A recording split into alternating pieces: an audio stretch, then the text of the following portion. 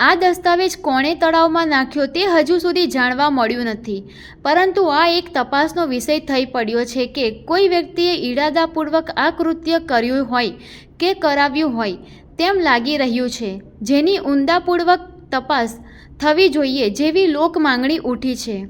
અત્રે ઉલ્લેખનીય છે કે કુસુમસાગર તળાવ કિનારે આવેલી જૂની નગરપાલિકાની કચેરી, જેની અંદર વર્ષો જૂના અગત્યના રેકોર્ડ તોપલો બાંધીને મૂકી રાખવામાં આવ્યા હોય, જ્યારે કબાટો અને તિજોરીઓ પણ આ કચેરીઓમાં ધૂળ ખાતી હતી, પરંતુ ગત રોજ કોઈક અજાણ્યા ઈસમો દ્વારા આ જૂના રેકોર્ડ તળાવમાં નાખી દેવામાં આવ્યા છે, જ્યારે કબાટો પણ ખુલ્લા જોવા મળ્યા હતા.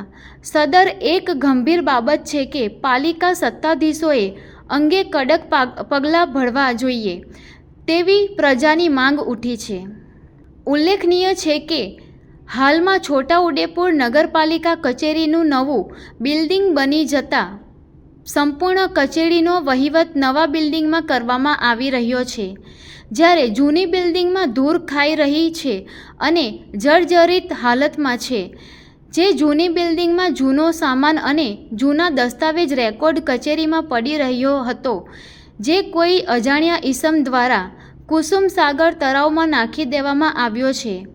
મહત્વની વાત તો એ છે કે આ જૂના રેકોર્ડ અંગે પાલિકાના સત્તાધીશોએ સભ્યોએ કોઈ ધ્યાન આપ્યું નહીં હોય.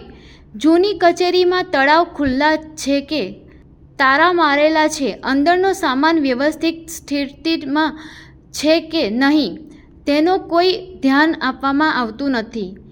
સબ સલામતીની વાતો વચ્ચે આ જૂનો રેકોર્ડ ગત રોજ તળાવમાં પડેલો જોવા મળ્યો. ખરેખર તો તળાવની આસપાસ સીસીટીવી કેમેરા લગાવવા જરૂરી હોય છે, પરંતુ તે પણ લગાડવામાં આવ્યા નથી.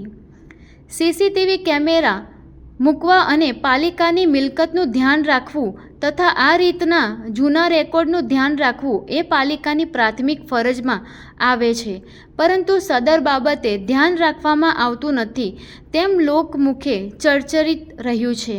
સદર બાબતે નગરપાલિકા ચીફ ઓફિસર ભાવિનભાઈ બળજોડને પૂછતા તેઓએ જણાવ્યું હતું કે ગત રોજ પાલિકાના અગત્યના દસ્તાવેજ કોઈ અજાણ્યા ઈસમો દ્વારા કુસુમસાગર તળાવમાં નાખી દેવામાં આવ્યા છે, જે ખૂબ ગંભીર બાબત છે.